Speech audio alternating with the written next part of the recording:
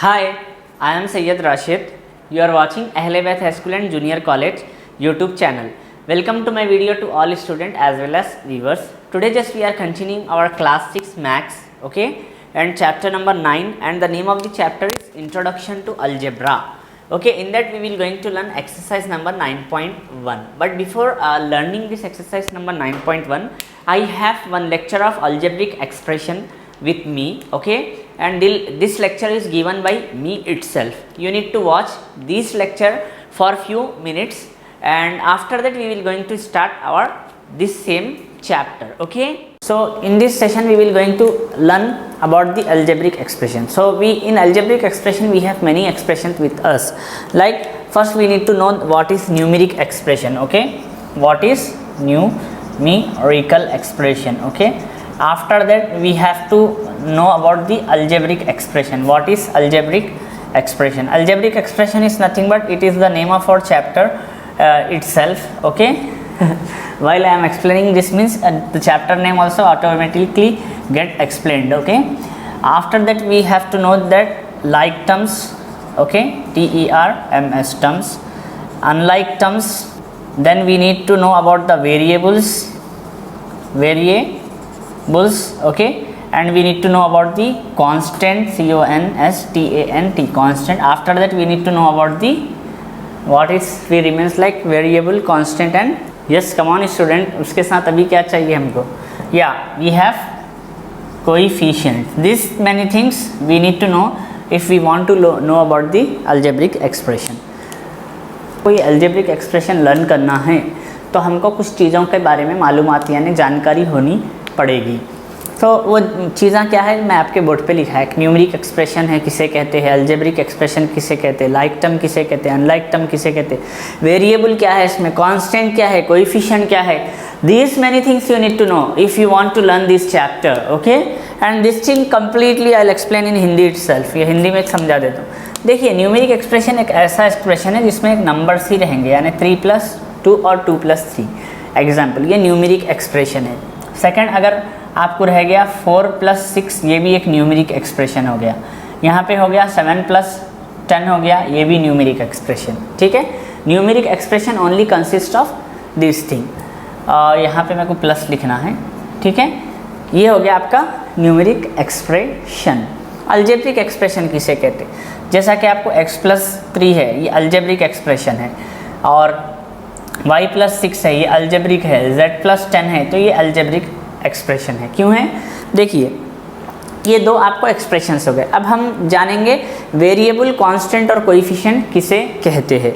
यहाँ पे आपको जो x+3 है, ठीक है, x+3 जो है, ये जो x वाला होता है ये वेरिएबल होता है, यानी कि वेरीज हो सकती है, इसकी वैल्यू कम ज़्यादा हो सकती, तो ये वेरिएबल कहलाएगा. सेम केस अगर यहाँ पे x+3 है हमारे पास, तो यहाँ पे 3 कांस्टेंट कहलाएगा. कांस्टेंट इज नथिंग बट उसकी वैल्यू कभी भी ना ही बढ़ेगी ना ही घटेगी, इट विल रिमेन सेम, यानी कि ना इंक्रीज होगी वैल्यू ना डिक्रीज होगी. अब कोएफिशिएंट किसे कहते हैं, नेक्स्ट थिंग. अब ये हमारे पास है लाइक y+6 है, y के बाजू कुछ भी दिख रहा है आपको, all the student and viewers, कुछ भी नहीं दिख रहा, तो इसका कोएफिशिएंट 1 है.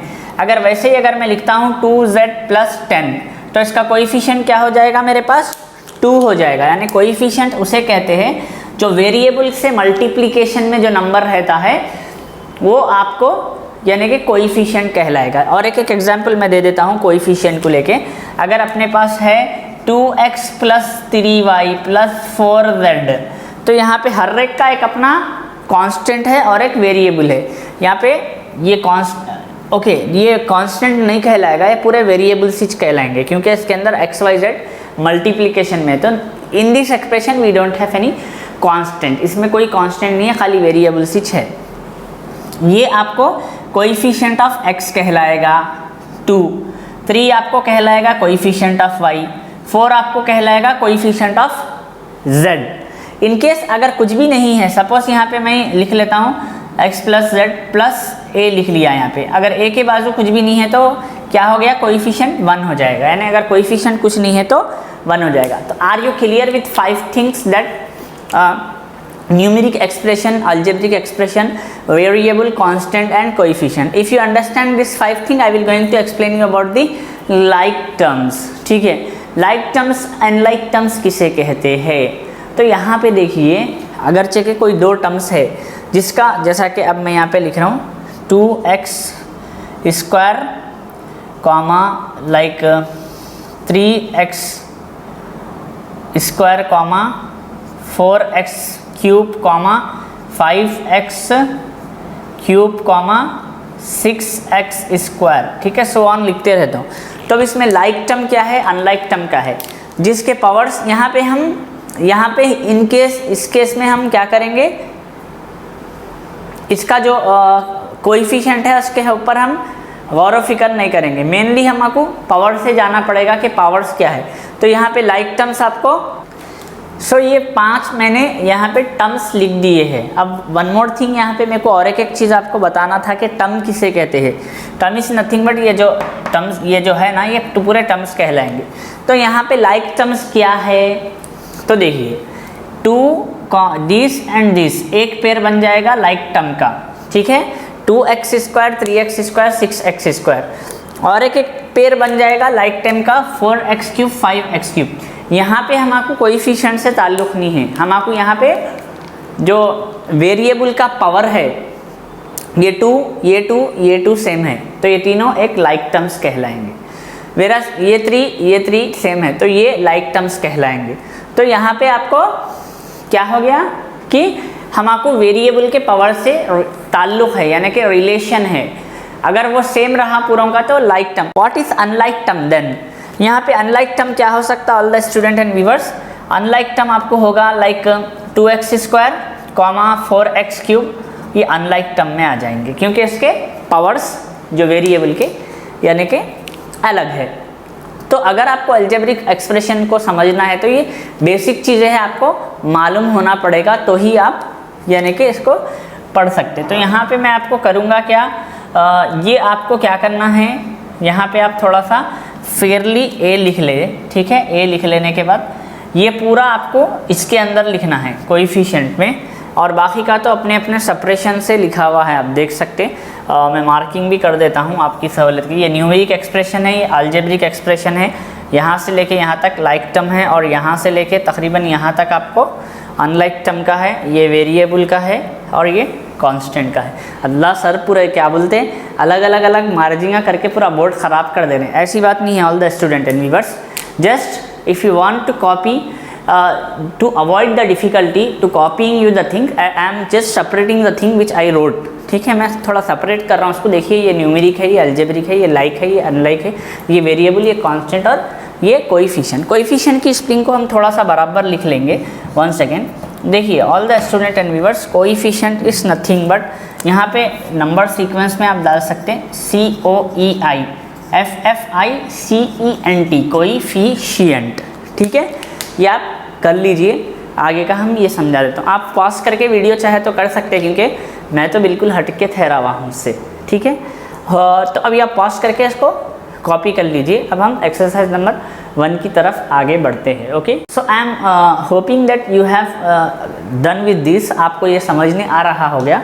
अब देखिए एक्सरसाइज नंबर का क्वेश्चन नंबर 1 है हमारे पास. Find the rule which give the number of matchstick required to make the following pattern, यानी कि आप ऐसा रूल निकालिए, मालूम करिए जिससे आपको माच स्टिक के लिए, यानी कि ये हैश लेटर अगर फॉर्म होना है, तो अगर एक माच स्टिक के काड़ियों से यानी कि स्टिक्स से अगर आप बना रहे हैं तो आपको कितने स्टिक्स लगेंगे. यहाँ पे आंसर में सिंपल रहेगा.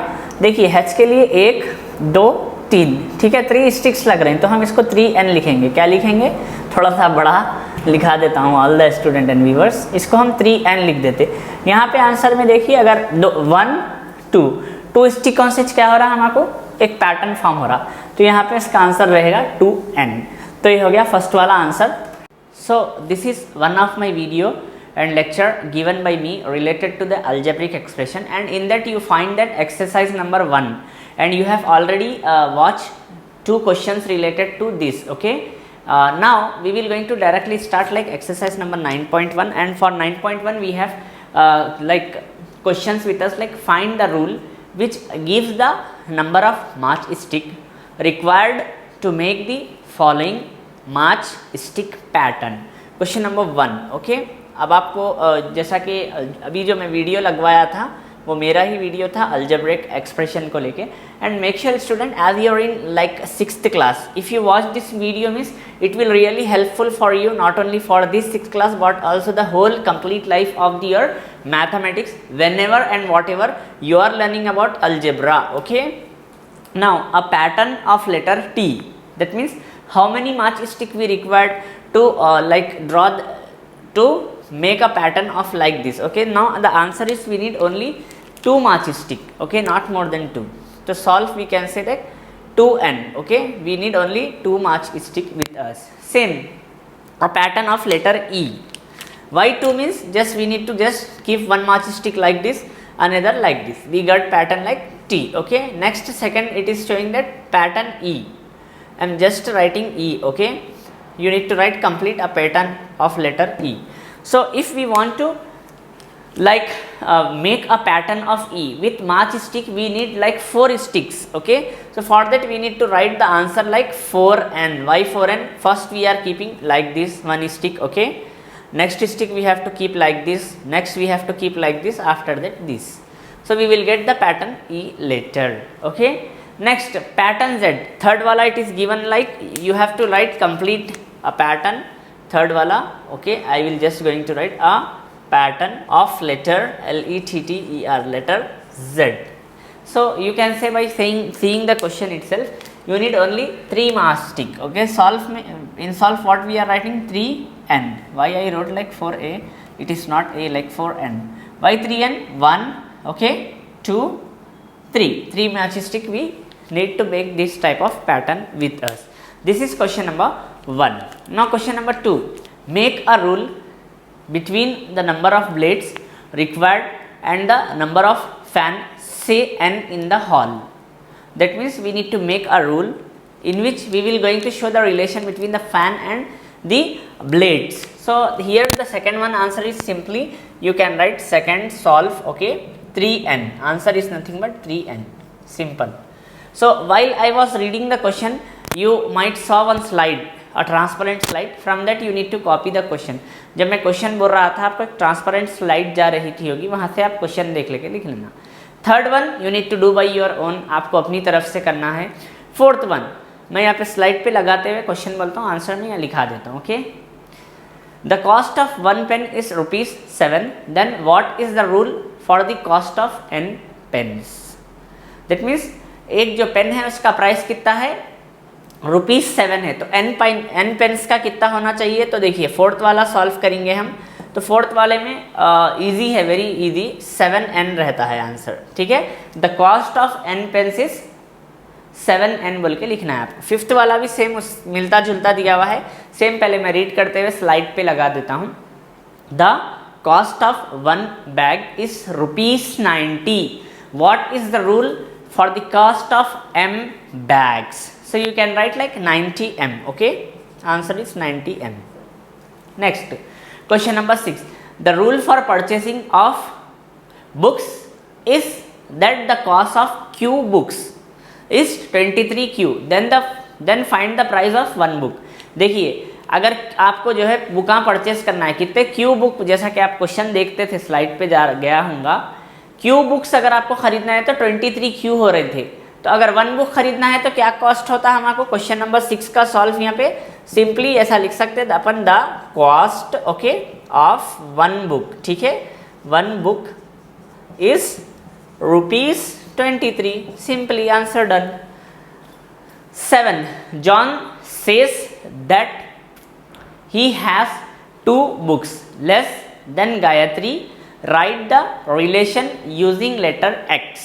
That means जॉन के पास क्या है, 2 बुका कम है, यानी कि लेस है देन गायत्री से. अगर गायत्री के पास X बुक है, यहाँ पे आंसर में मैं लिख रहा हूँ से, okay, Gayatri okay is X, then John has 2 book less, 2 books less means what will be the answer, X minus 2 is the answer.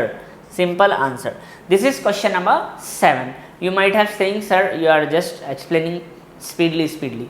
but this is a small and very basic exercise, that's why I am explaining these. Okay, so question number 8, 9, you have few more question related to the exercise number 9.1. you need to do by yourself. You can see the answers of few questions, and I have put the questions on slide. You need to copy the question from the slide, that is transparent slide, and answer from the board. This is our today's session. जैसा कि all the student and viewers, आपको शायद first time थोड़ा तेज कर रहे हैं, sir बोल रहे होंगे ये बहुत बेसिक एक्सरसाइज है, इसमें बहुत ही क्वेश्चन देखते ही आंसर हमको बोल देना है, तो उसका उतना कोई अपने को सोल्यूशन पार्ट ज़्यादा नहीं रहता उसमें, तो आप लोगों को थोड़ा तेज दिख रहा होगा। सिंपल जो क्वेश्चंस थे मैंने स्लाइड पे लगाया था, ठीक है, आंसर्स आपको बोर्ड पे लिखाया था। ये हमारा आज का सेशन हुआ कंप्लीट। ओके, हम हमारा सेम यानी maths algebraic introduction to algebra हम नेक्स्ट सेशन में कंटिन्यू करेंगे। Okay, you are watching Ahle Baith High School and Junior College YouTube channel. I am Sayyed Rashid here, taking care like physics, chemistry and mathematics for higher classes. Maintain notes, have a great time, take care, practice more than one time, practice is compulsory. Thank you.